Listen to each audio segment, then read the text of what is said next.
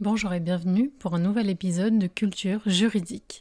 Direction l'Inde pour ce nouveau podcast. Aujourd'hui, nous allons nous plonger dans un traité de loi qui est daté du IIe siècle après notre ère. Ce traité s'appelle les lois de Manu.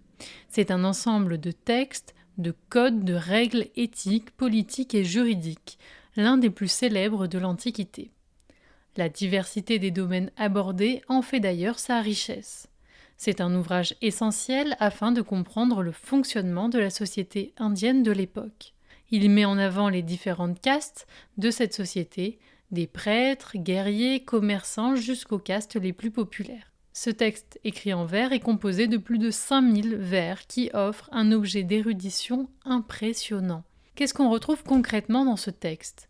Par exemple, les diverses règles et devoirs liés au fait d'être marié entre un époux et sa femme, mais aussi les règles de partage liées aux successions. On retrouve aussi des lois liées aux jeux, aux marchands ou l'éloignement des êtres nuisibles. Par exemple, dans le cas d'une succession, ce livre viendra donner les réponses et les règles à appliquer lorsqu'une mère et un père meurent sans enfant pour savoir qui doit hériter. Ce texte érige donc les bonnes conduites ainsi que le respect des traditions.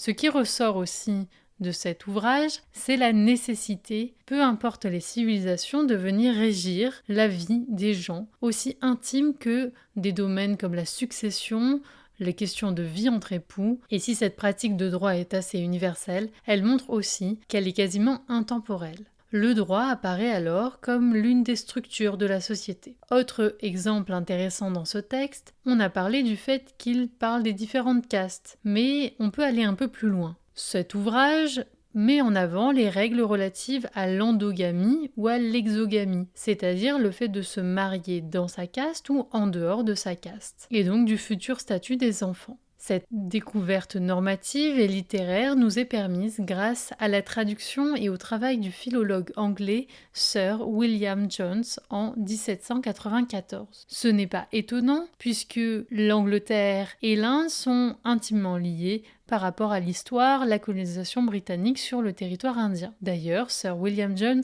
n'est pas un inconnu du monde indien puisqu'il était juge de la Cour suprême britannique à Calcutta. J'espère que cet épisode vous aura plu et je vous dis à très bientôt pour un nouvel épisode de Culture juridique.